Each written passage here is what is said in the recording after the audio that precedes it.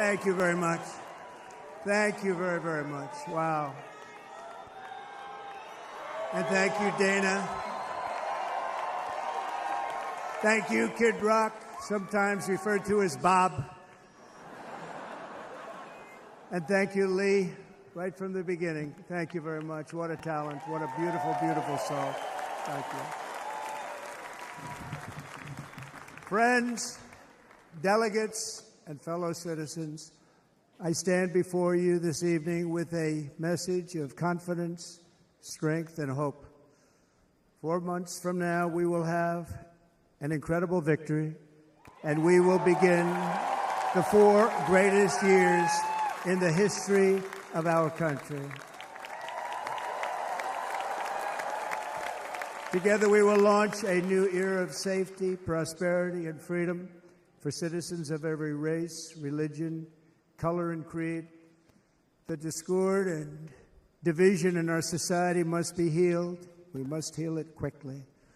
As Americans, we are bound together by a single fate and a shared destiny. We rise together or we fall apart. I am running to be president for all of America, not half of America, because there is no victory in winning for half of America. So tonight, with faith and devotion, I proudly accept your nomination for President of the United States. Thank you.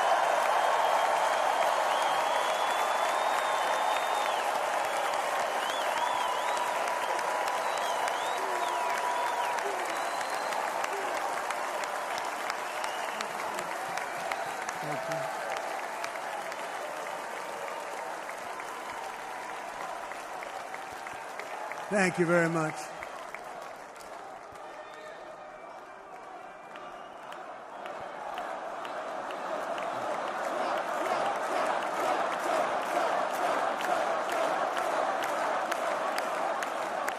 Thank you very much. And we will do it right. Going to do it right. Let me begin this evening by expressing my gratitude to the American people for your outpouring of love and support following the assassination attempt at my rally on Saturday.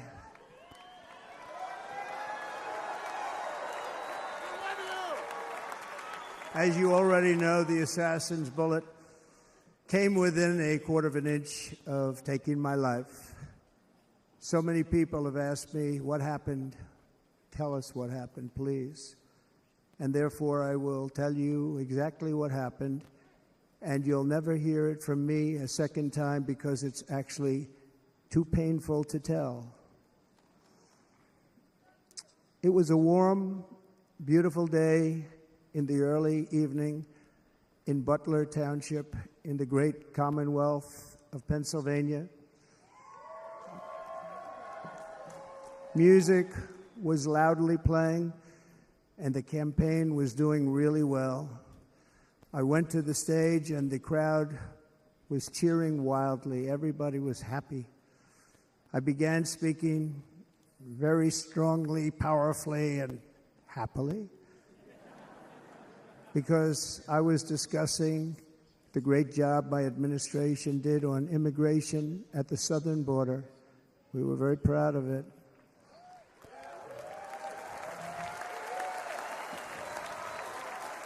Behind me and to the right was a large screen that was displaying a chart of border crossings under my leadership.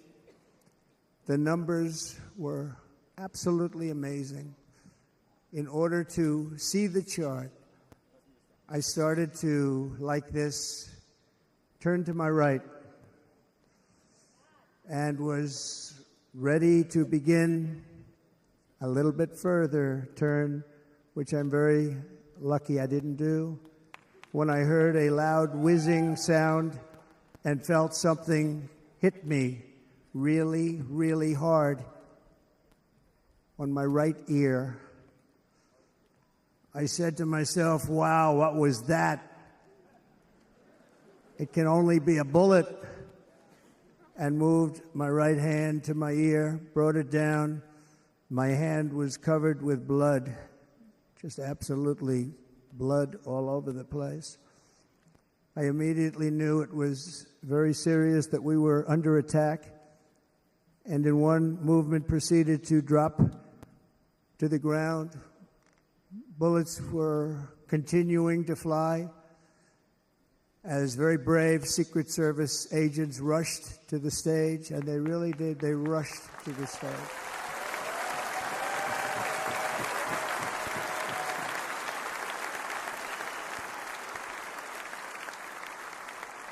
These are great people, at great risk, I will tell you, and pounced on top of me so that I would be protected.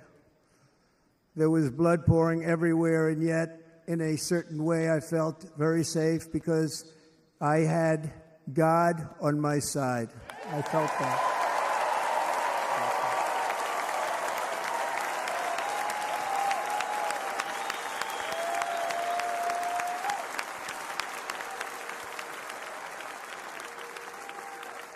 The amazing thing is that prior to the shot, if I had not moved my head at that very last instant, the assassin's bullet would have perfectly hit its mark, and I would not be here tonight. We would not be together.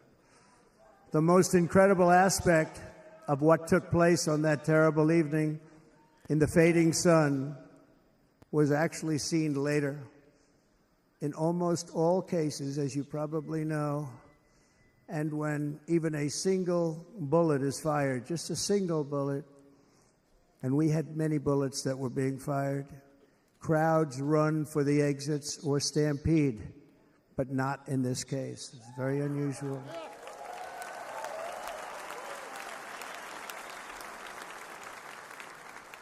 This massive crowd of tens of thousands of people stood by and didn't move an inch. In fact, many of them bravely but automatically stood up looking for where the sniper would be. They knew immediately it was a sniper, and then began pointing at him. You can see that if you look at the group behind me. That was just a small group compared to what was in front. Nobody ran, and by not stampeding, many lives were saved. But that isn't the reason that they didn't move. The reason is that they knew I was in very serious trouble. They saw it. They saw me go down. They saw the blood and thought, actually most did, that I was dead. They knew it was a shot to the head. They saw the blood. And there's an interesting statistic. The ears are the bloodiest part. If something happens with the ears, they bleed more than any other part of the body. For whatever reason, the doctors told me that. And I said, why is there so much blood? He said, it's the ears. They bleed more. So we learned something, but they just, this beautiful crowd, they didn't want to leave me. They knew I was in trouble. They didn't want to leave me. And you can see that love written all over their faces. Incredible people. They're incredible people. Bullets were flying over us, yet I felt serene. But now the Secret Service agents were putting themselves in peril. They were in very dangerous territory. Bullets were flying right over them, missing them by a very small amount of inches. And then it all stopped. Our Secret Service sniper, from a much greater distance and with only one bullet used, took the assassin's life, took him out.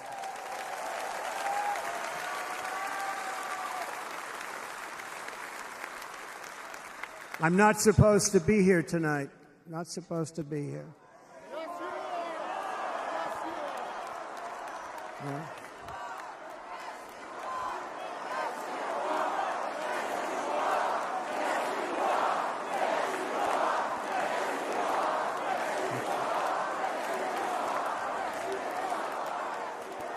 Thank you. But I'm not. And I'll tell you, I stand before you in this arena only by the grace of Almighty God.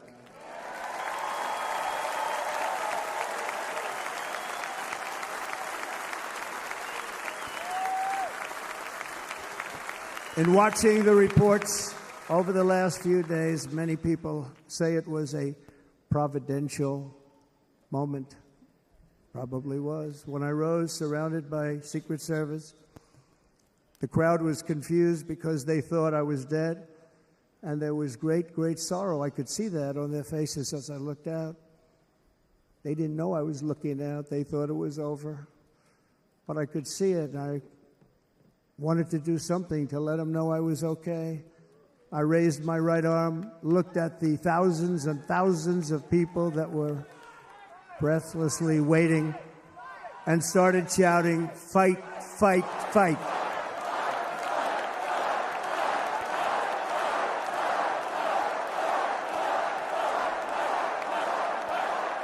Thank you. Once my clenched fist went up, and it was high into the air. You've all seen that. The crowd realized I was okay and roared with pride for our country like no crowd I have ever heard before. Never heard anything like it. For the rest of my life, I will be grateful for the love shown by that giant audience of patriots that stood bravely on that fateful evening in Pennsylvania. Tragically, the shooter claimed the life of one of our fellow Americans, Corey Comparator. Unbelievable person, everybody tells me. Unbelievable. And seriously wounded, two other great warriors. Spoke to them today. David Dutch and James Copenhaver. Two great people. I also spoke to all three families of these tremendous people. Our love and prayers are with them and always will be. We're never going to forget them. They came for a great rally. They were serious Trumpsters, I want to tell you. They were serious Trumpsters and still are. But Corey, unfortunately, we have to use the past tense. He was incredible. He was a highly respected former fire chief, respected by everybody. Was accompanied by his wife, Helen, incredible woman. I spoke to her today, devastated, and two precious daughters. He lost his life selflessly acting as a human shield to protect them from flying bullets. He went right over the top of them and was hit. What a fine man he was.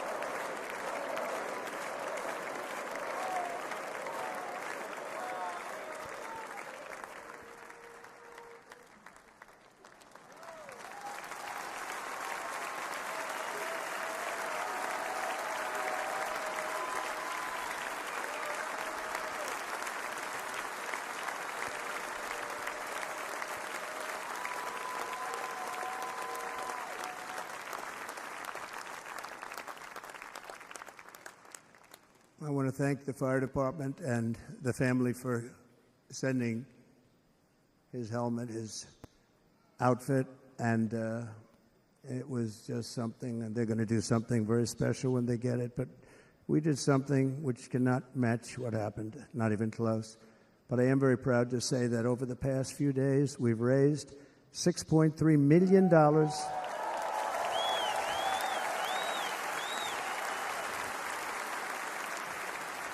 for the families of David, James, and Corey, including from a friend of mine just called up. He sent me a check right here. I just got it.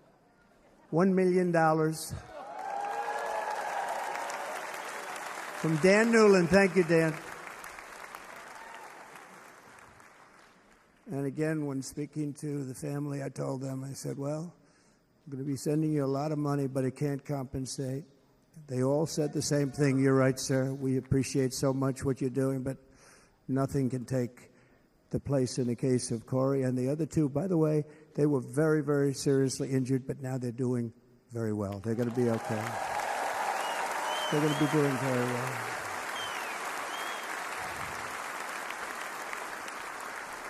They're warriors.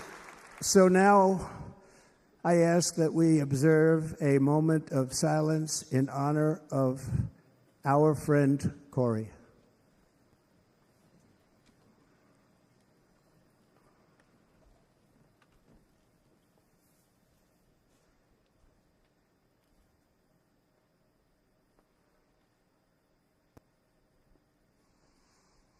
There is no greater love than to lay down one's life for others. This is the spirit that forged America in her darkest hours, and this is the love that will lead America back to the summit of human achievement and greatness. This is what we need. Despite such a heinous attack, we unite this evening more determined than ever. I am more determined than ever, and so are you. So is everybody in this room.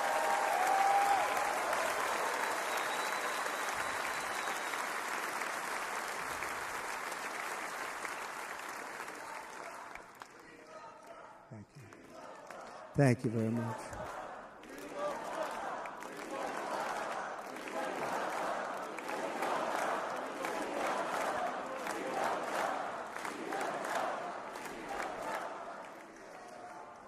Our resolve is unbroken and our purpose is unchanged to deliver a government that serves the American people better than ever before. Nothing will stop me in this mission because our vision is righteous and our cause is pure. No matter what obstacle comes our way, we will not break, we will not bend, we will not back down, and I will never stop fighting for you, your family, and our magnificent country. Never.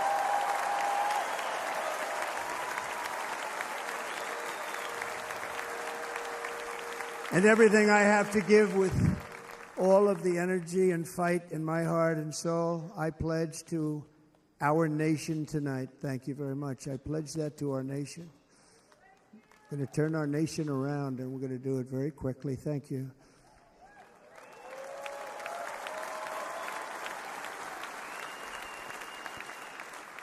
This election should be about the issues facing our country and how to make America successful, safe, free, and great again.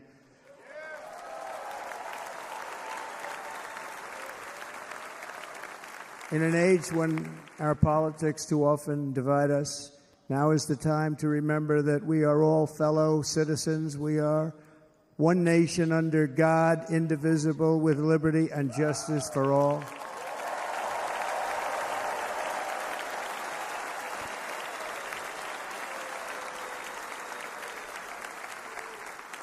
And we must not criminalize dissent or demonize political disagreement, which is what's been happening in our country lately at a level that nobody has ever seen before. In that spirit, the Democrat Party should immediately stop weaponizing the justice system and labeling their political opponent as an enemy of democracy. Especially since that is not true. In fact, I am the one saving democracy for the people of our country.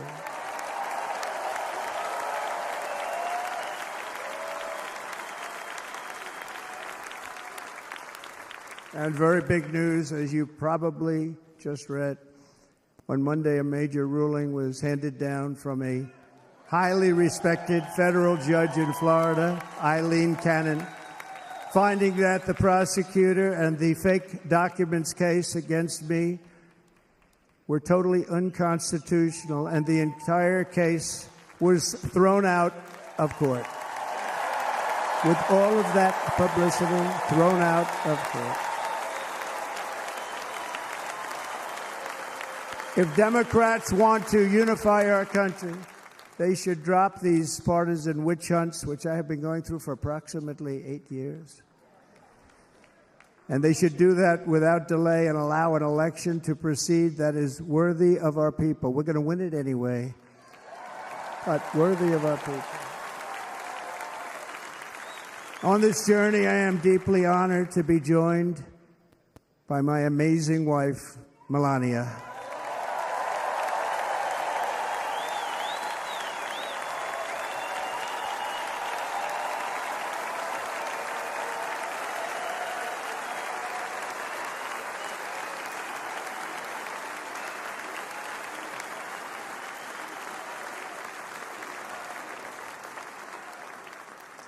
And Melania, thank you very much. You also did something really beautiful, a letter to America calling for national unity, and it really took the Republican Party by surprise. I will tell you, it was beautiful. In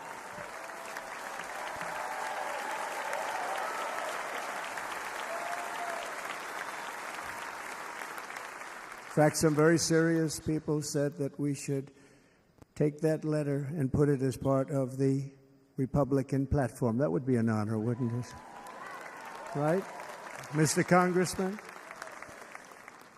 But it captivated so many, so I also want to thank my entire family for being here. Don, Kimberly, Ivanka and Jared, Eric and Lara, Tiffany and Michael, Barron. We love our Barron.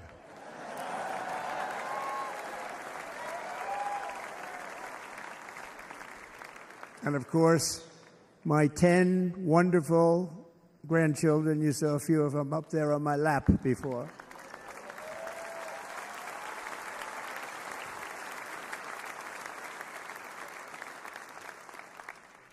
And how good was Dana? Was Dana good? I mean, was he good? He was on probably the only vacation he's had in about, maybe ever, because he works, but about 10 years with his wife, very far away. I won't tell you where, but very, very far away, beautiful place. And my people called, and he said, I won't be able to do it. This is many, many years. I promised my wife I can't do it. And they came in, they said, Dana won't be able to do it, because he was my first, second, and third choice. I said, well, that's too bad, but I understand. He's away, and it's good. It's good for him. And that was it. About 30 minutes later, she came back in, sir, Dana just called. He's going to do it. And his wife, she said, you can't turn him down. You just can't do it. You have to go. That's a good wife.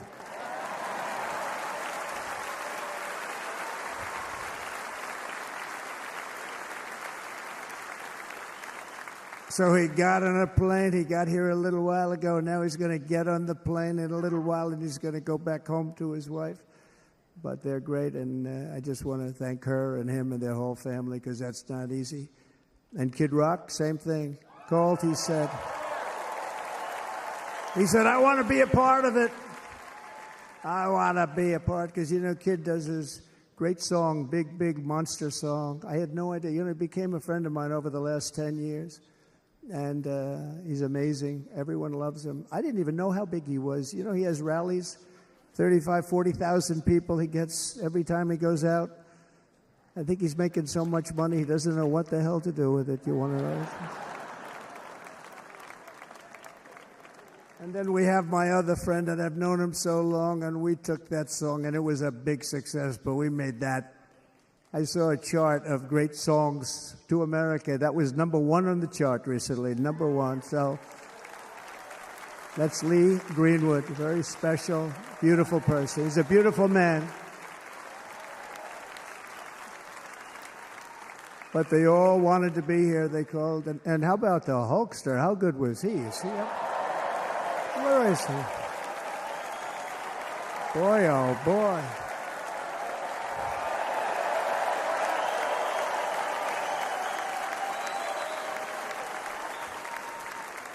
They may call that entertainment. I know about entertainment, but when he used to lift a 350-pound man over his shoulders and then bench press him 2 rows into the audience, I say, maybe entertainment, but he is one strong son of a gun. I will tell you, I watched it many times.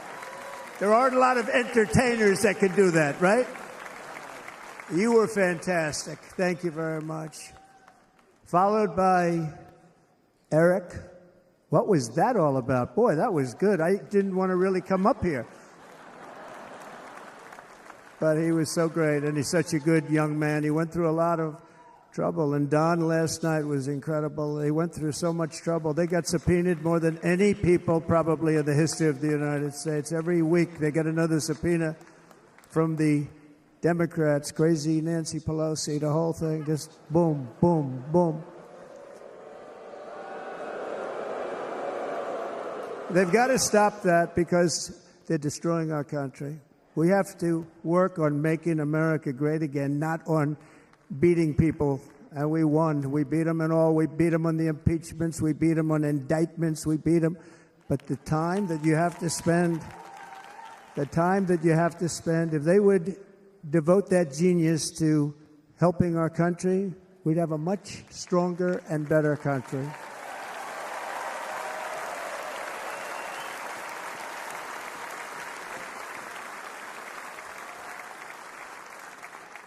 And Jason, the biggest star in country music. Jason, thank you for being here. Jason, thank you very much. Jason Aldean, he's good. I like his wife even better, by the way. She's here. Thank you, Jason. But I'm thrilled to have a new friend and partner fighting by my side. The next Vice President of the United States, the current Senator from Ohio, J.D. Vance, and his incredible wife, Usha.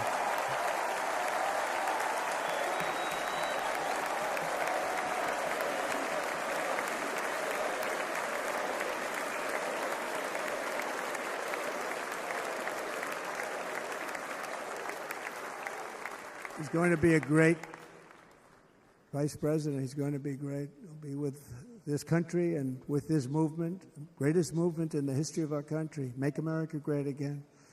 When they criticized it, they said, we're going to try and stop MAGA. I said, MAGA is Make America Great Again. What are you going to stop? There's nothing to stop.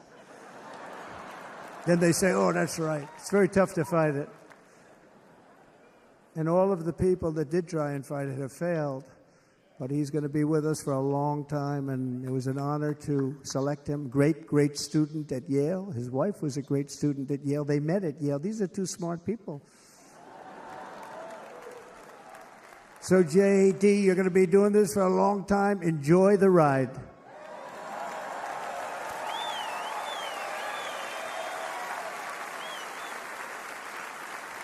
And a very special thank you to the extraordinary people of Milwaukee and the great state of... Oh, there they are. There they are. You are so easy to spot. And Green Bay's going to have a good team this year, right? They're going to have a good team. They're going to have a good team. Most of the audience doesn't like it, but it's true. You're going to have a very good team this year. And by the way, Wisconsin, we are spending over $250 million here creating jobs and other economic development all over the place. So I hope you will remember this in November and give us your vote. I am trying to buy your vote. I'll be honest about that.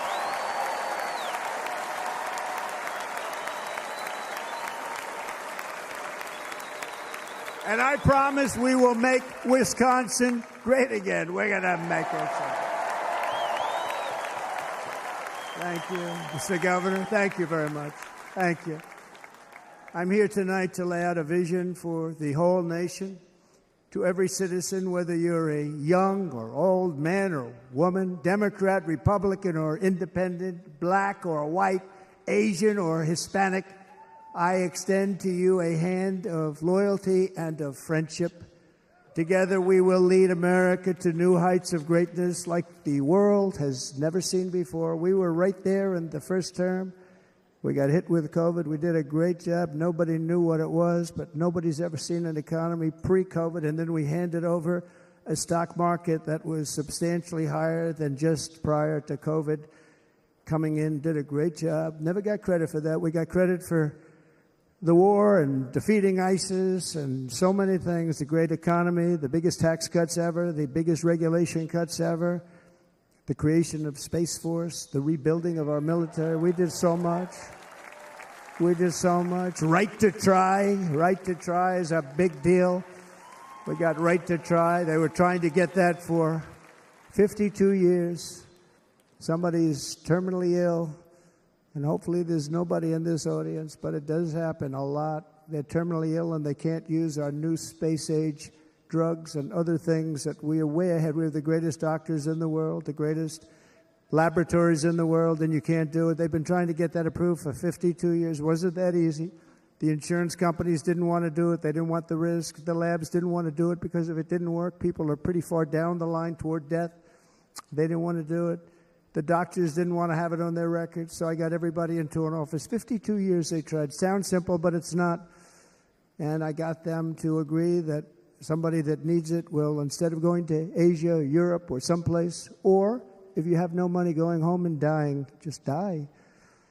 We got them to sign an agreement, agree to it, where they're not going to sue anybody. They're going to get all of this stuff. They're going to get it really fast. And what's happened is we're saving thousands and thousands of lives. It's incredible. Right to try. It's a great feeling. Under our leadership, the United States will be respected again.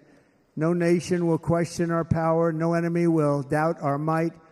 Our borders will be totally secure. Our economy will soar. We will return law and order to our streets, patriotism to our schools, and importantly, we will restore peace, stability, and harmony all throughout the world. But to achieve this future, we must first rescue our nation from failed and even incompetent leadership. We have totally incompetent leadership. This will be the most important election in the history of our country. Under the current administration, we are indeed a nation in decline. We have an inflation crisis that is making life unaffordable, ravaging the incomes of working and low-income families, and crushing, just simply crushing our people like never before. They've never seen anything like it. We also have an illegal immigration crisis, and it's taking place right now as we sit here in this beautiful arena. It's a massive invasion at our southern border that has spread misery, crime, poverty, disease, and destruction to communities all across our land. Nobody's ever seen anything like it. Then there's an international crisis, the likes of which the world has seldom been part of. Nobody can believe what's happening. War is now raging in Europe and the Middle East. A growing specter of conflict hangs over Taiwan, Korea, the Philippines, and all of Asia. And our planet is teetering on the edge of World War III. And this will be a war like no other war because of weaponry. The weapons are no longer army tanks going back and forth shooting at each other. These weapons are obliteration. It's time for a change. This administration can't come close to solving the problems. We're dealing with very tough, very fierce people. They're fierce people. And we don't have fierce people. We have people that are a lot less than fierce, except when it comes to cheating on elections and a couple of other things. Then they're fierce. Then they're fierce. So tonight, I make this pledge to the great people of America. I will end the devastating inflation crisis immediately, bring down interest rates, and lower the cost of energy. We will drill, baby, drill.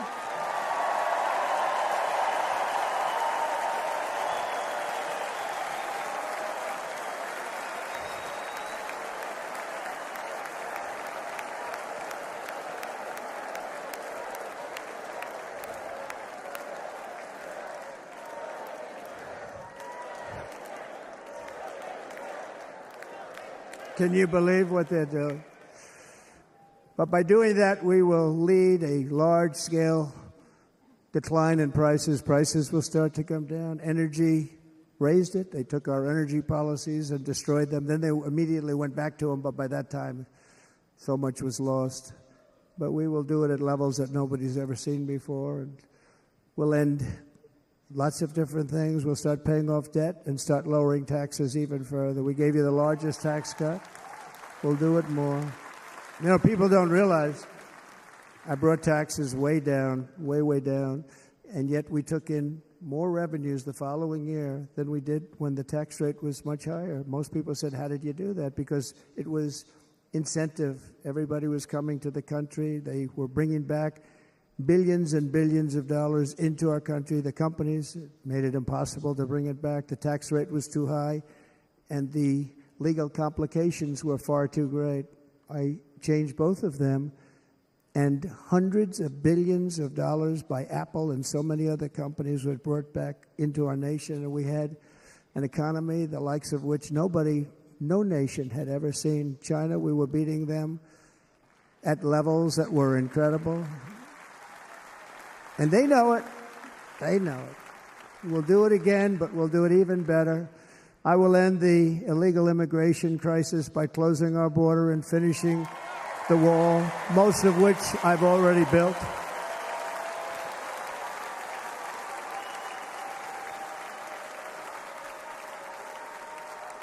On the wall, we were dealing with a very difficult Congress, and I said, oh, that's okay, we won't go to Congress. I call it an invasion. We gave our military almost $800 billion. I said, I'm going to take a little of that money because this is an invasion, and we built, most of the wall is already built, and we built it through using the funds because what's better than that? We have to stop the invasion into our country that's killing hundreds of thousands of people a year. We're not going to let that happen. I will end every single international crisis that the current administration has created, including the horrible war with Russia and Ukraine, which would have never happened if I was president, and the war caused by the attack on Israel, which would have never happened if I was president. Iran was broke. Iran had no money. Now Iran has $250 billion. They made it all over the last 2.5 years. They were broke. I watched the other day on a show called Deface the Nation. Has anyone seen it? And they had a congressman who was a Democrat say, well, whether you like him or not, Iran was broke dealing with Trump. I told China and other countries, if you buy from Iran, we will not let you do any business in this country, and we will put tariffs on every product you do send in of 100% or more. And they said to me, well, I think that's about it. They weren't going to buy any oil. And they were ready to make a deal. Iran was going to make a deal with us. And then we had that horrible, horrible result that we'll never let happen again. The election result, we're never going to let that happen again. They used COVID to cheat. We're never going to let it happen again.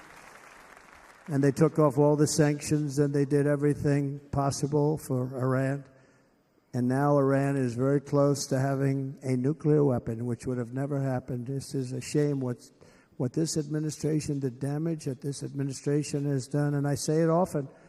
If you took the 10 worst presidents in the history of the United States, think of it, the 10 worst, added them up, they will not have done the damage that Biden has done. I'm only going to use the term once. Biden. I'm not going to use the name anymore, just one time. The damage that he's done to this country is unthinkable. It's unthinkable.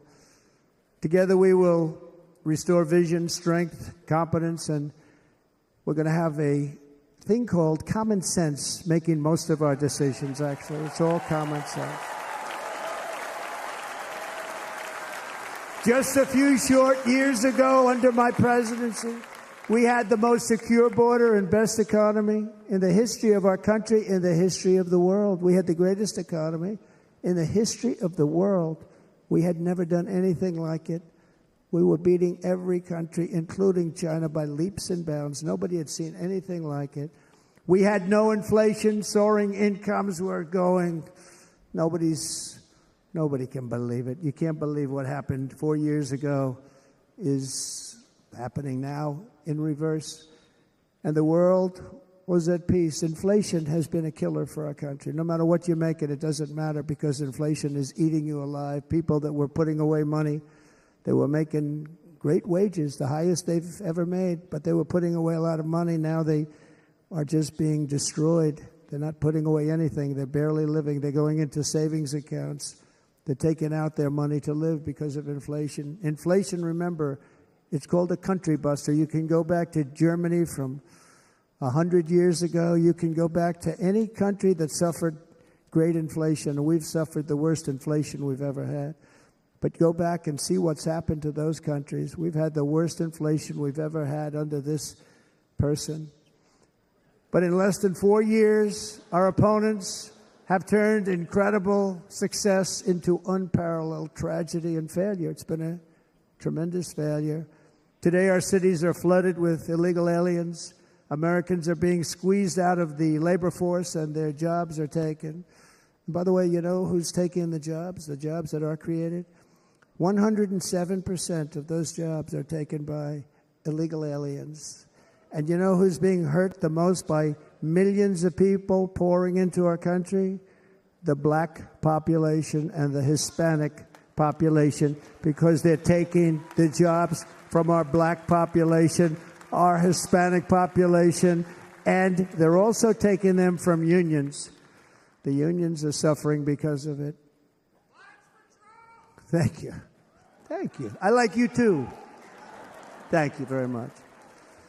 Inflation has wiped out the life savings of our citizens and forced the middle class into a state of depression and despair. That's what it is. It's despair and depression. We cannot and will not let this continue. Less than 4 years ago, we were a great nation, and we will soon be a great nation again. We're going to be a great nation again.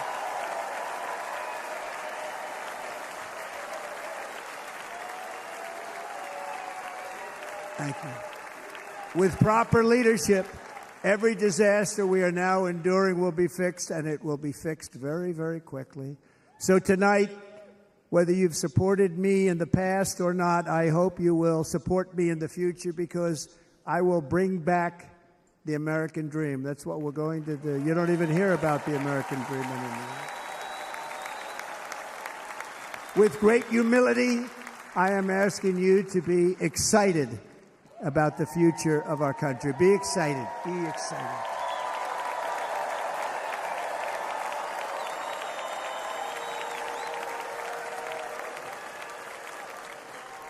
And by the way, the news reports, look at all of those big networks. Look at them. They're all here. But every one of them has said this could be the most organized, best run, and most enthusiastic convention of either party that they've ever seen. Every single one.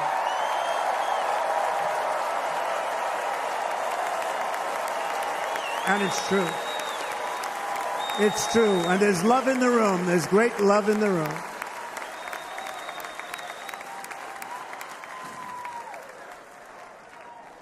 So I better finish strong. Otherwise, we'll blow it, and we can't let that happen. Now, this was great. All of the great people that spoke, and everybody hit a home run. I mean, there's not one that I can think of where I said, oh, gee, that wasn't great. Every single person.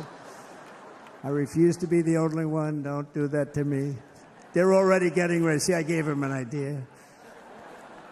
Now, this was a great convention. This was, I think we're actually going to go home and miss it. You know, usually with a first of all, look at these crowds. You'd never have this at a convention. Look at these crowds.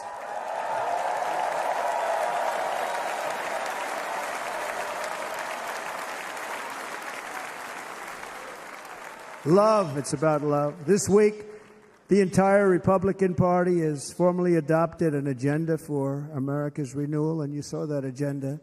And it's very short compared to the long, boring, meaningless agendas of the past, including the Democrats. They write these things that are hundreds of pages long, and they never read them after they're done. In their case, fortunately, they don't read them because they're pretty bad.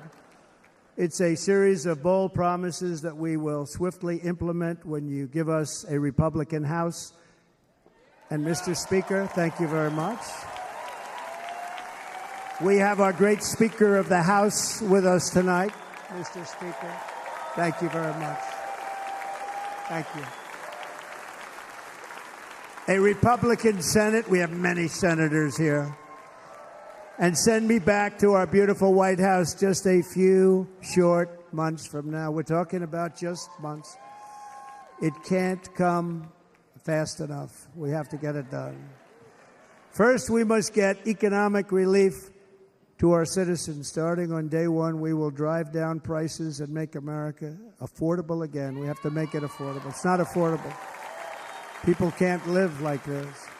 Under this administration, our current administration, groceries are up 57%, gasoline is up 60 and 70%, mortgage rates have quadrupled.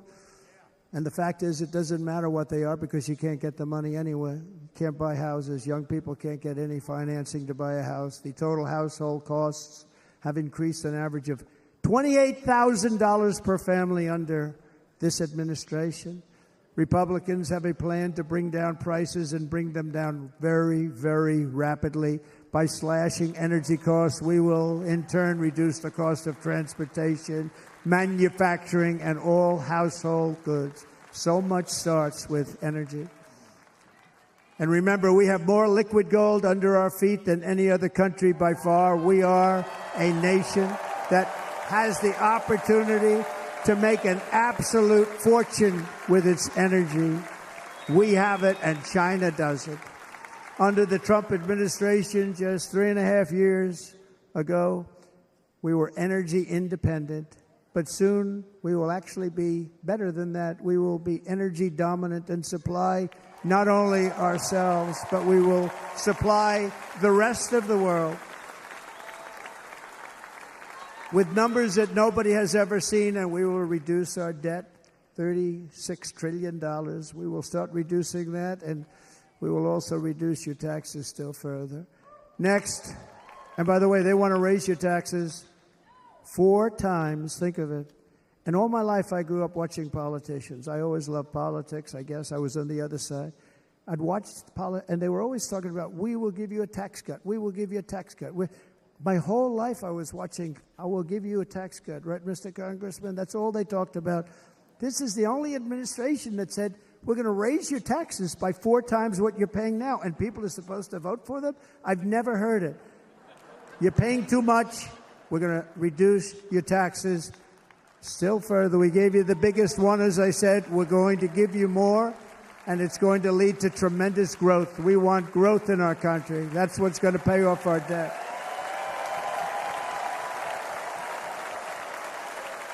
And next, we will end the ridiculous and actually incredible waste of taxpayer dollars that is fueling the inflation crisis. They've spent trillions of dollars on things having to do with the Green New Scam. It's a scam. And that's caused tremendous inflationary pressures in addition to the cost of energy. And all of the trillions of dollars that are sitting there not yet spent, we will redirect that money for important projects like roads, bridges, dams, and we will not allow it to be spent on meaningless Green New Scam ideas.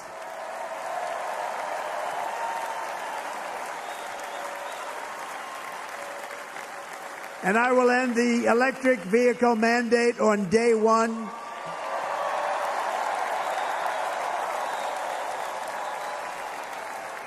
Thereby saving the U.S. auto industry from complete obliteration, which is happening right now, and saving U.S. customers thousands and thousands of dollars per car. And right now, as we speak, large factories just started are being built across the border in Mexico. So with all the other things happening on our border, and they're being built by China to make cars and to sell them into our country, no tax, no anything. The United Auto Workers ought to be ashamed for allowing this to happen. And the leader of the United Auto Workers should be fired immediately. And every single auto worker, union and non-union, should be voting for Donald Trump, because we're going to bring back car manufacturing, and we're going to bring it back fast.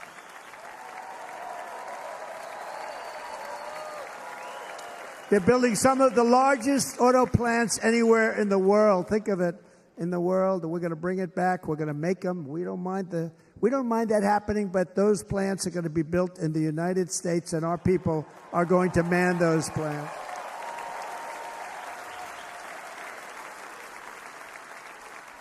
And if they don't agree with us, we'll put a tariff of approximately 100 to 200% on each car, and they will be unsellable in the United States.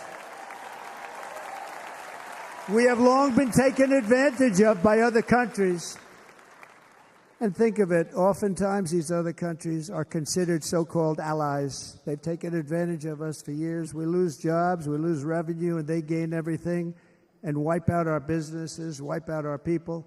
I stopped it for 4 years. I stopped it, and we're really ready to make changes like nobody had seen before. And remember, USMCA, I got rid of NAFTA, the worst trade deal ever made, and replaced it with USMCA, which is, they say, the best trade deal ever made. Actually, probably the best trade deal was the deal I made with China, where they buy $50 billion worth of our product. They were buying nothing.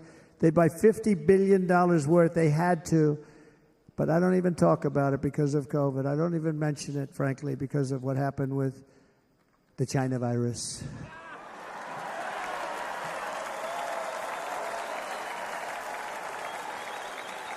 We will not let countries come in, take our jobs, and plunder our nation. They come and do that.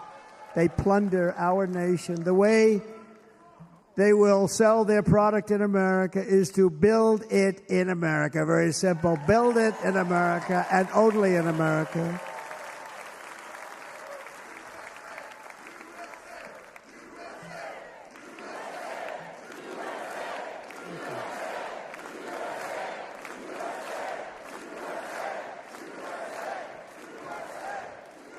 And this very simple formula, and Congress has to go along with us, and they will. This very simple formula will create massive numbers of jobs. We will take over the auto industry again, and many, many, hundreds of thousands of jobs. We lost so many jobs over the years. If you go back 20, 25 years, they've stolen, going to China and Mexico, about 68% of our auto industry manufacturing jobs. We're going to get them all back. We're going to get them all back, every one of them. At the center of our plan for economic relief are massive tax cuts for workers that include something else that's turned out to be very popular, actually. Here it's very popular in this building and all those hotels that I saw that are so nice. I'm staying in a nice one. It's called no tax on tips. No tax on tips. No tax on tips.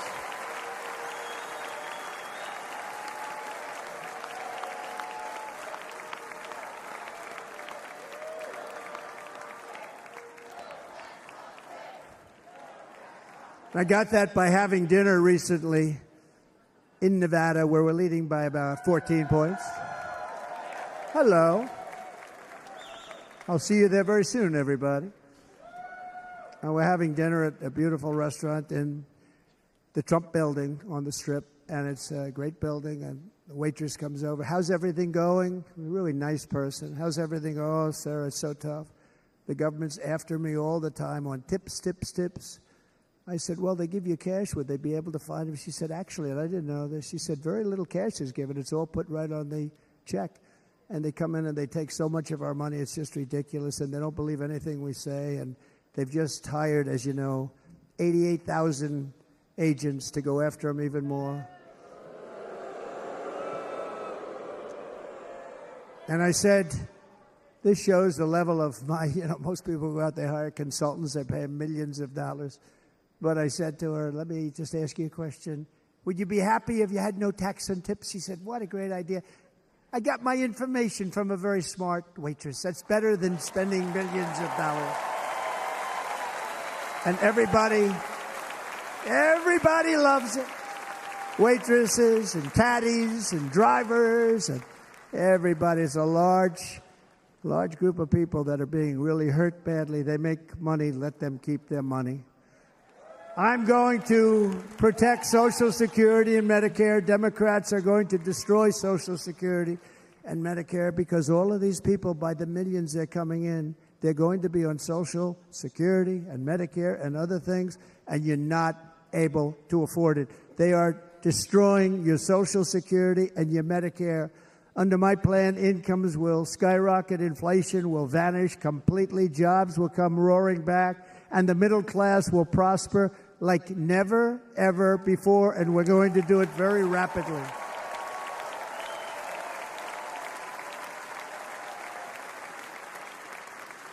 But no hope or dream we have for America can succeed unless we stop the illegal immigrant invasion, the worst that's ever been seen anywhere in the world. There's never been an invasion like this anywhere. Third world countries would fight with sticks and stones not to let this happen. The invasion at our southern border, we will stop it, and we will stop it quickly. You heard Tom Homan yesterday. Tom Homan, put him in charge and just sit back and watch. Brandon Judd, the Border Patrol, he's incredible. These guys, they really, their job is a lot easier if they don't have to do anything, but they want to. They're patriots. Brandon Judd, Border Patrol, ICE. ICE goes out. You have to see what ICE does with MS-13. You have these are probably the worst gang, and ICE goes in there. And I know a lot of people in these rows here, and they're very tough people, but they don't want to do this job. They'll go into a pack of MS-13 killers. They're the worst, probably the worst gangs in the world. And we have thousands of them. I moved thousands and thousands out in my 4 years. We moved them out, and it was a pleasure. But ICE would go right into a pack of these killers, and you see fists flying, you see everything flying, and then they take them. They put them in a paddy wagon. They take them back, and they get them out of our country. And the other countries weren't accepting them back, and I called up, and I said, tell them that we're not giving them economic aid anymore. And the next day, I got calls from all of these countries that were terminated.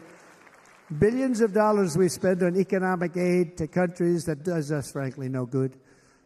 And the next day, I was called by everybody. I couldn't take all the calls. Sir, what's the problem? I said, you won't take your killers back that you sent in caravans into America. You won't take them back. Well, sir, if you'd like us to, we would give very serious consideration to doing that. And within 24 hours, they were being taken back. For years and years, when I first came in, they said President Obama tried to get him to go back, and they wouldn't accept him. They put planes on the runway so you couldn't leave the plane. They closed the road so you couldn't take the buses. They'd all have to turn back. As soon as I said no more economic aid of any kind to any country that does that, they called back and they said, sir, it would be our great honor to take MS-13. We love them very much. We love them very much, sir. We'll take them back. At the heart of the Republican platform is our pledge to end this border nightmare and fully restore the sacred and sovereign borders of the United States of America, and we're going to do that on day one.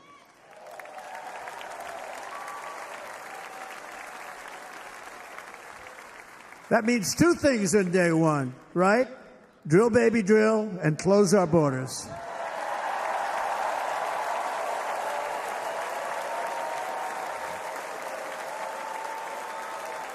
And by the way, and I think everybody as a Republican, as a patriot in this room, and most Democrats, we want people to come into our country, but they have to come into our country legally. Legally. Less than 4 years ago, I handed this administration the strongest border in American history. But you can see on the chart that saved my life, that was the chart that saved my life. I said, look it, I'm so proud of it. I think it's one of the greatest. It was done by the Border Patrol, one of the greatest charts I've ever seen. It showed everything just like that. You know the chart. Oh, there it is. That's pretty good. Wow. Last time I put up that chart, I never really got to look at it. But without that chart, I would not be here today.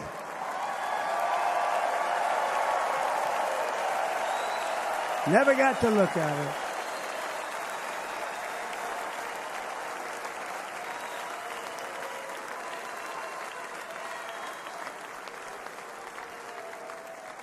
I said, you got to see this chart. I was so proud of it, and by the time I got to there, I never got to see it that day, but I'm seeing it now, and I was very proud. If you look at the arrow in the bottom, that's the lowest level, the one on the bottom, heavy red arrow.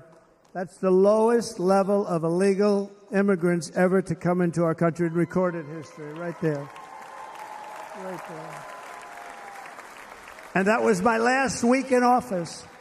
And then you see what happened after I left. Look at the rest. And if you go out a little bit further, it's getting to be a little bit old, but I love it anyway, right? But you can go much higher with those numbers. Look what happened right after that. The invasion began. We had the opposite. We stopped the invasion. But the invasion that we stopped was peanuts by comparison to what happened after I left. Look at what happened after I left. They took over our country. We ended all catch and release.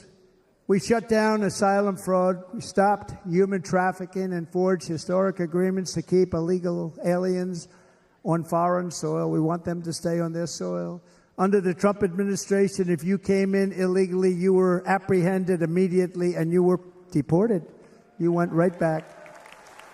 The current administration terminated every single one of those great Trump policies that I put in place to seal the border. I wanted a sealed border. Again, come in, but come in legally. You know how unfair it is? So many people, hundreds of thousands of people, have been working for years to come into our country.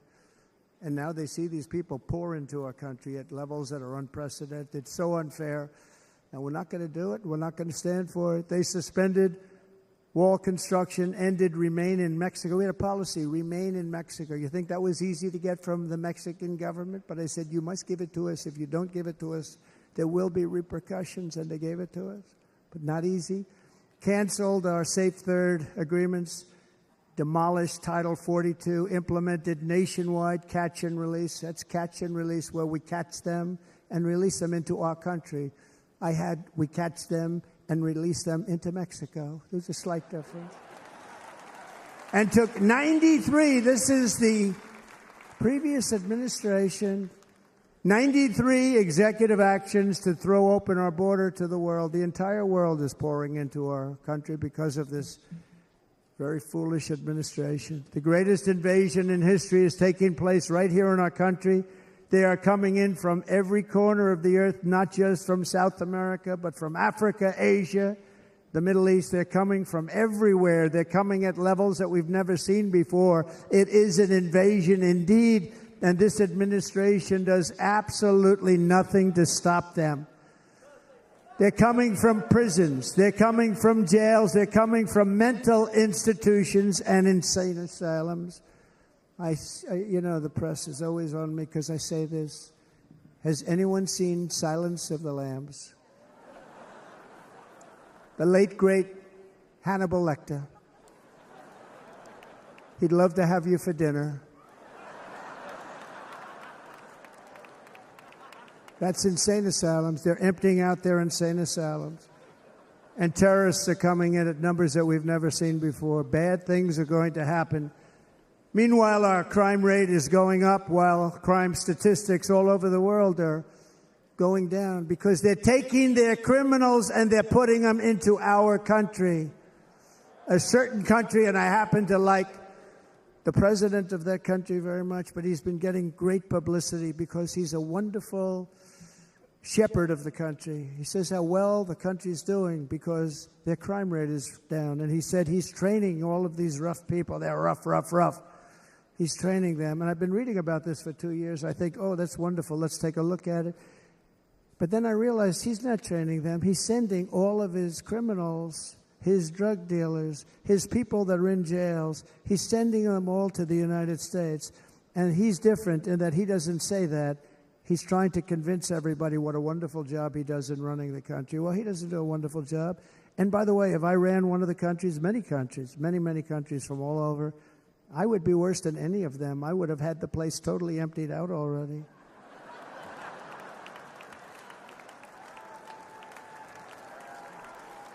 But we become a dumping ground for the rest of the world, which is laughing at us. They think we're stupid.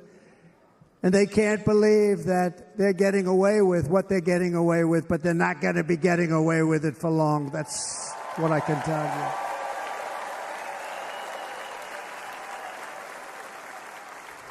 In Venezuela, Caracas, high crime. Caracas, Venezuela, really a dangerous place, but not anymore. Because in Venezuela, crime is down 72%. In fact, if they would ever win this election, I hate to even say that, we will have our next Republican convention in Venezuela because it will be safe. Our cities will be so unsafe we won't be able. We will not be able to have it there. In El Salvador, murders are down by 70%. Why are they down? Now, he would have you convinced that because he's trained murderers to be wonderful people. No. They're down because they're sending their murderers to the United States of America. This is going to be very bad. And bad things are going to happen, and you're seeing it happen all the time. That's why, to keep our families safe, the Republican platform promises to launch the largest deportation operation in the history of our country. Even larger than that of President Dwight D. Eisenhower from many years ago. You know, he was a moderate, but he believed very strongly in borders. He had the largest deportation operation we've ever had. Just recently, I spoke to the grieving mother of Jocelyn Nungary, a wonderful woman, a precious 12-year-old girl from Houston who last month was tied up, assaulted, and strangled to death after walking to the convenience store just a block away from her house.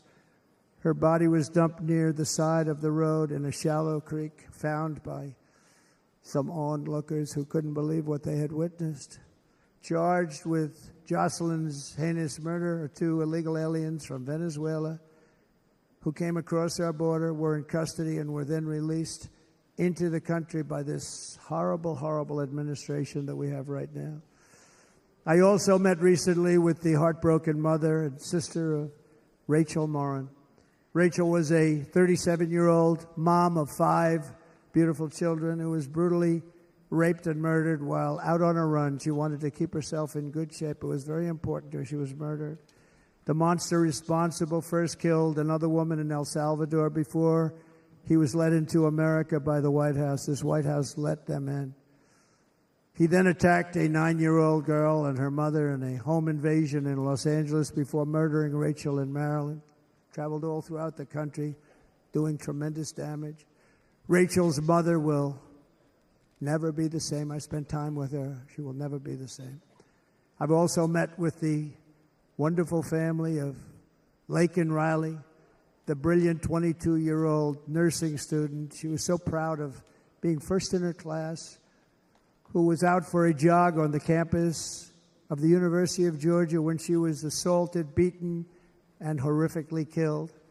Yet another American life was stolen by a criminal alien set free by this administration. And these were incredible people we're talking about. These were incredible people who died. Tonight, America, this is my vow. I will not let these killers and criminals into our country.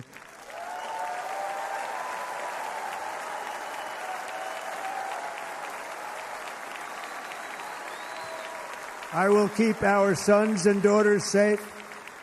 As we bring security to our streets, we will help bring stability to the world.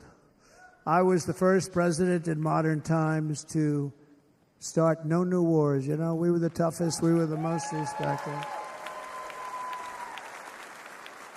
And you saw this. Hungry, strong country, run by a very powerful, tough leader. Tough guy. Press doesn't like him because he's tough. And he came out recently. They were asking him at an interview, the whole world is exploding. What's happening? What's going on? Viktor Orban, Prime Minister of Hungary, very tough man. He said, I don't want people coming into my country and blowing up our shopping centers and killing people. But they said to him, tell us what's going wrong, what's happening, what is it? He said, there's only one way you're going to solve it. You got to bring President Trump back to the United States because he kept everybody at bay. He used a word I wouldn't use because I can't use that word. because you'd say it was braggadocious. The press would say he was a braggart. I'm not a braggart. But Viktor Orban said it. He said Russia was afraid of him. China was afraid of him. Everybody was afraid of him. Nothing was going to happen. The whole world was at peace. And now the world is blowing up around us. All of these things that you read about were not going to happen. Under President Bush, Russia invaded Georgia. Under President Obama, Russia took Crimea. Under the current administration, Russia is after all of Ukraine. Under President Trump, Russia took nothing.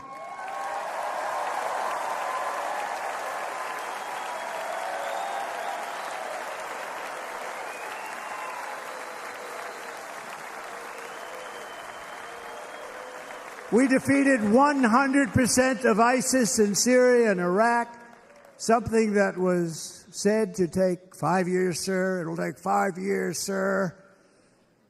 We did it in a matter of a couple of months. We have a great military. Our military is not woke. It's just some of the fools on top that are woke.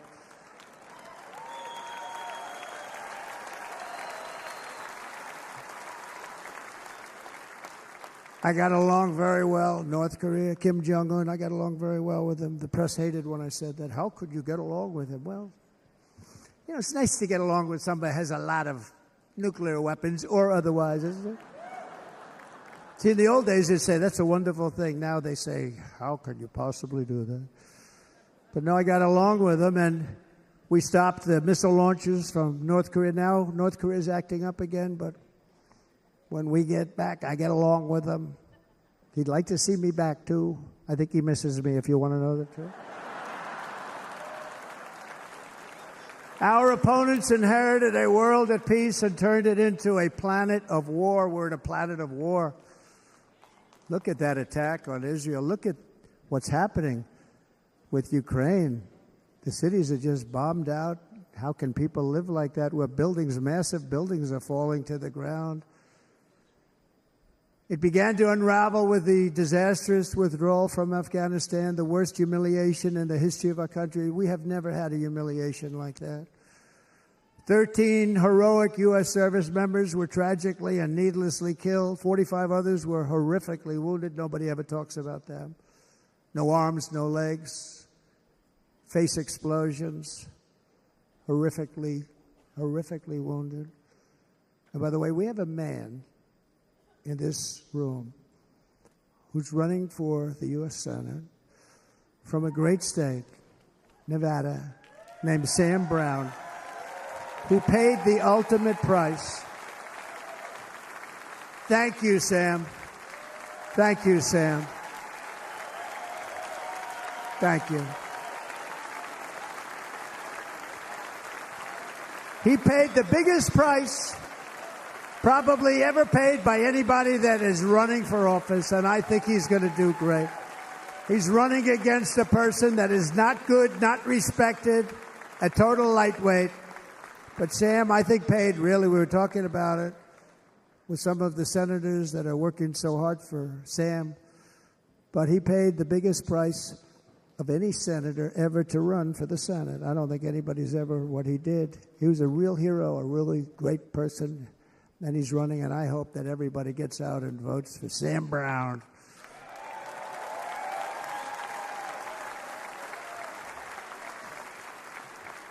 And we also left behind $85 billion worth of military equipment, along with many American citizens were left behind. Many, many American citizens, emboldened by that disaster. Russia invaded Ukraine. They saw this group of people that were incompetent. We took the soldiers out first. No, we're going to take the soldiers out second.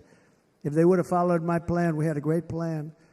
But the plan only kicked in if they did everything perfectly. And they weren't doing things perfectly, so we said it doesn't kick in. 18 months in Afghanistan, we didn't have one, so they were killing them left and right, snipers.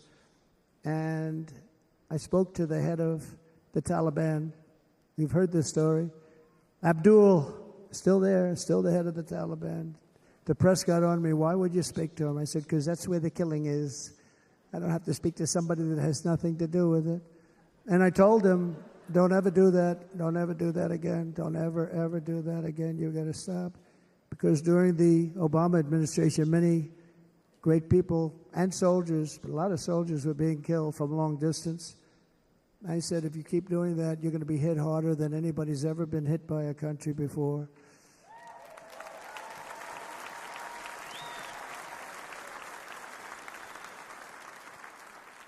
And he said, I understand, Your Excellency. He called me Your Excellency.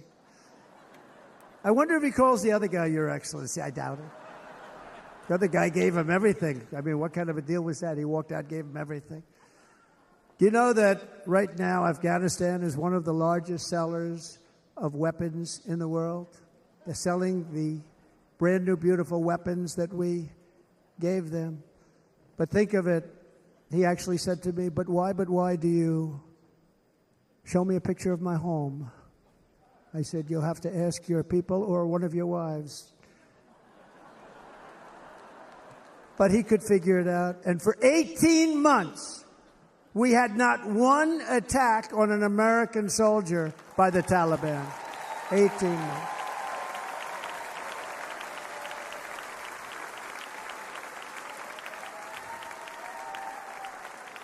And then we had that horrible day where soldiers were killed. I was not there because of a ridiculous election. But we had that horrible attack.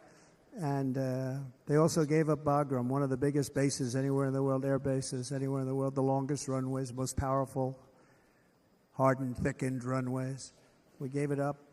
And I liked it not because of Afghanistan. I liked it because of China. It's 1 hour away from where China makes their nuclear weapons. And you know who has it now? China has it now. We were keeping that. And now China is likewise circling Taiwan, and Russian warships and nuclear submarines are operating 60 miles off the coast in Cuba. Do you know that? No, the press refuses to write about it. If that were me running this country and we had nuclear submarines in Cuba, I will tell you that headlines every day would be, what's wrong with our president? You don't even hear this. You're not hearing about this. Russia has nuclear submarines and warships 60 miles away, Mr. Congressman, from Miami, by the way, happens to be here. Correct? In Cuba. And that would not be stood for if it were somebody else. They don't want to mention it, but now maybe they will. And the entire world, I tell you this, we want our hostages back, and they better be back before I assume office, or you will be paying a very big price.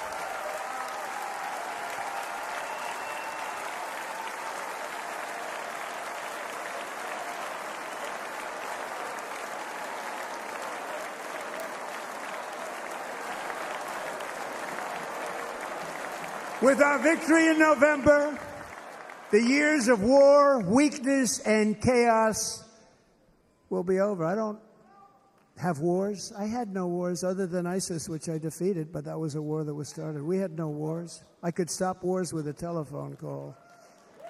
I could stop wars with just a telephone call. If properly stated, it would never start. We will replenish our military and build an Iron Dome missile defense system to ensure that no enemy can strike our homeland. And this great Iron Dome will be built entirely in the USA. We're going to build it in the USA. And Wisconsin, just like I gave you that massive ship contract, and you're doing a very nice job, Governor, right? Thank you, Governor. And they're doing a great job. In fact, I had a little design change, and we gave them a tremendous for essentially what we used to call destroyers. These are now the most beautiful. They look like yachts. I said, we have to take the bow, and we have to make it a little nicer and a little point at the top instead of a flat nose. And the people at the shipyard said, this guy sort of knows what he's doing. We have the most beautiful ships, right, Governor? And everybody's sitting over there. And it was a big contract that everybody wanted. I gave it to Wisconsin, but we're going to have a lot of that built right here in the state of Wisconsin and all other states. Israel has an Iron Dome. They have a missile defense system. 342 missiles were shot into Israel, and only one got through a little bit. It was badly wounded. It fell to the ground, but most of them are. And Ronald Reagan wanted this many years ago, but we really didn't have the technology many years ago. Remember, they called it Starship, spaceship, anything to mock him. But he was a very good president, very, very good. But now we have unbelievable technology. And why should other countries have this and we don't? No, we're going to build an iron dome over our country, and we're going to be sure that nothing can come and harm our people. And again, from an economic development standpoint, we're going to make it all right here. No more sending it out to other countries in order to help. It's America first. America first. We will unleash the power of American innovation. And as we do, we will soon be on the verge of finding the cures to cancer, Alzheimer's disease, and many other diseases. We're going to get to the bottom of it. You remember this gentleman that I don't want to mention other than one time I had to, because when you say the 10 worst, I had to do it. I didn't want anybody to be confused. But this man said, we're going to find the cure to cancer. Nothing happened. We're going to get to the cure for cancer and Alzheimer's and so many other things. We're so close to doing something great. But we need a leader that will let it be done. We will not have men playing in women's sports. That will end immediately.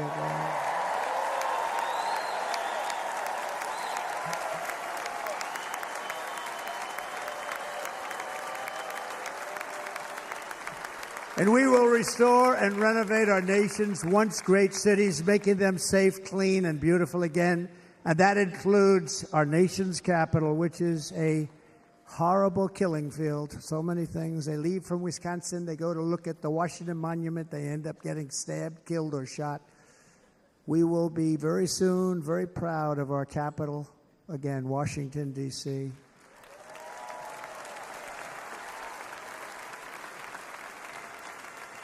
America is on the cusp of a new golden age, but we will have the courage to seize it. We're going to take it. We're going to make it a current. We're going to bring this into a golden age like never seen before. Remember this, China wants to do it. Japan wants to do it. All of these countries want to do it.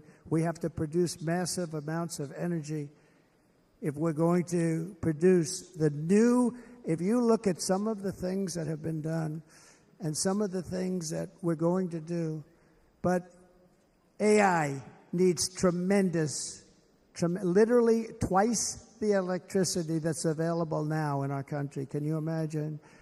But instead, we're spending places where they recharge electric cars. They built 8 chargers at a certain location toward the Midwest. 8 chargers for $9 billion. Think of them as a tank for filling up your gas. Think of it. They spent $9 billion on 8 chargers, 3 of which didn't work.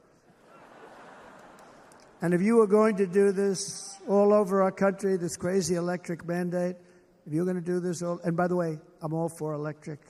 They have their application. But if somebody wants to buy a gas-powered car, gasoline-powered car, or a hybrid, they're going to be able to do it. And we're going to make that change on day 1.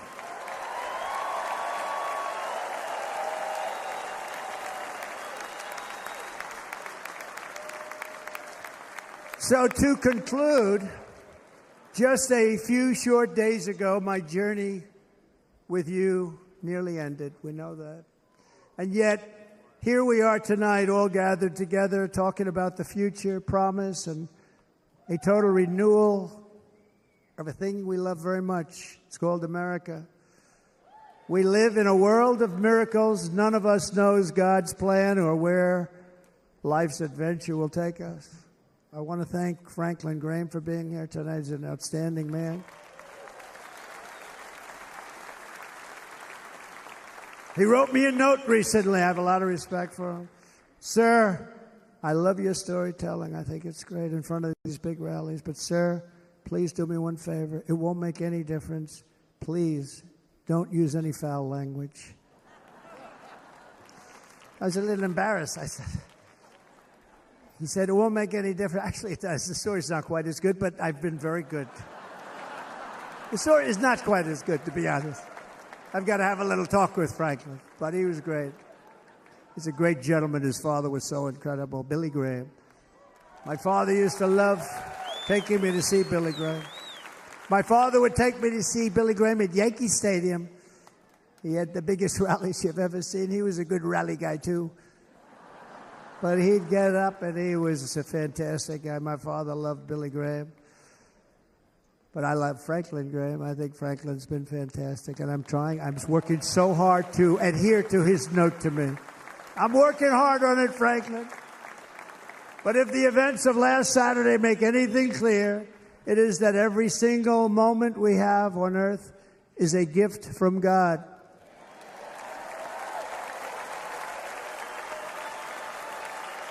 We have to make the most of every day for the people and for the country that we love.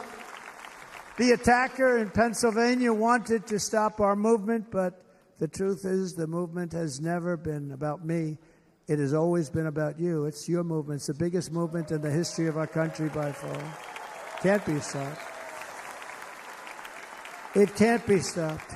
It has always been about the hardworking, patriotic citizens of America. For too long, our nation has settled for too little. We settled for too little. We've given everything to other nations, to other people. You have been told to lower your expectations and to accept less for your families. I am here tonight with the opposite message. Your expectations are not big enough. They're not big enough. It is time to start expecting and demanding the best leadership in the world, leadership that is bold, dynamic, relentless, and fearless. We can do that. We are Americans. Ambition is our heritage. Greatness is our birthright. But as long as our energies are spent fighting each other, our destiny will remain out of reach, and that's not acceptable.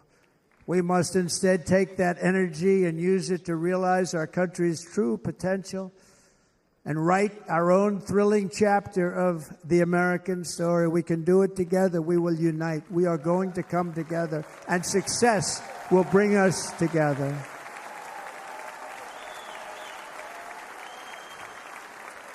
It is a story of love, sacrifice, and so many other things. And remember the word, devotion. It's unmatched devotion. Our American ancestors crossed the Delaware, survived the icy winter at Valley Forge, and defeated a mighty empire to establish our cherished republic. They fought so hard, they lost so many. They pushed thousands and thousands of miles across a dangerous frontier, taming the wilderness to build a life and a magnificent home for their family. They packed their families into covered wagons, trekked across hazardous trails, scaled towering mountains, and braved rivers and rapids to stake their claim on the wide-open, new, and very beautiful frontier. When our way of life was threatened, American patriots marched onto the battlefield, raced into enemy strongholds, and stared down death and stared down those enemies to keep alive the flame of freedom. At Yorktown, Gettysburg, and Midway, they joined the roll call of immortal heroes. So many heroes, so many great, great people. And we have to cherish those people. We can't forget those people. We have to cherish those people.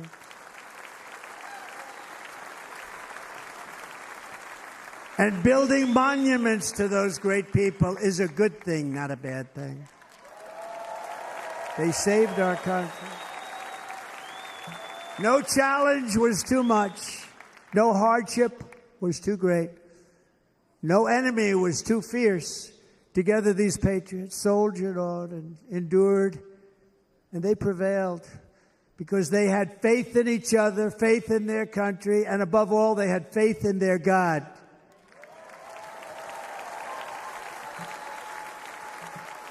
Just like our ancestors, we must now come together, rise above past differences, Any disagreements have to be put aside and go forward united as one people, one nation, pledging allegiance to one great, beautiful, I think it's so beautiful, American flag.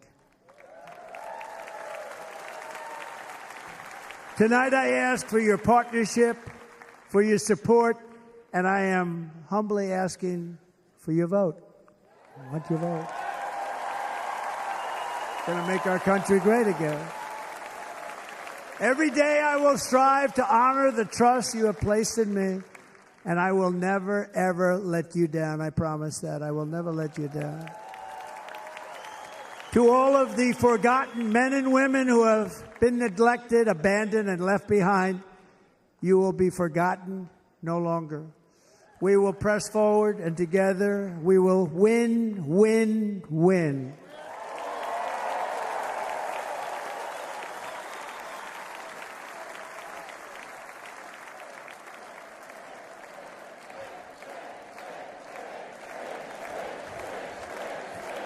Win, win, win, win, win, win. Nothing will sway us, nothing will slow us, and no one will ever stop us. No matter what dangers come our way, no matter what obstacles lie in our path, we will keep striving toward our shared and glorious destiny, and we will not fail. We will not fail. Together we will save this country, we will restore the republic, and we will usher in the rich and wonderful tomorrows that our people so truly deserve. America's future will be bigger, better, bolder, brighter, happier, stronger, freer, greater, and more united than ever before.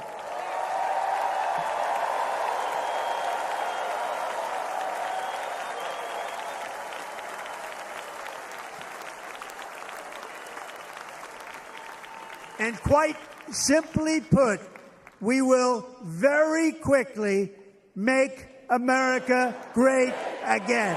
Thank you very much. Thank you very much, Wisconsin. God bless you.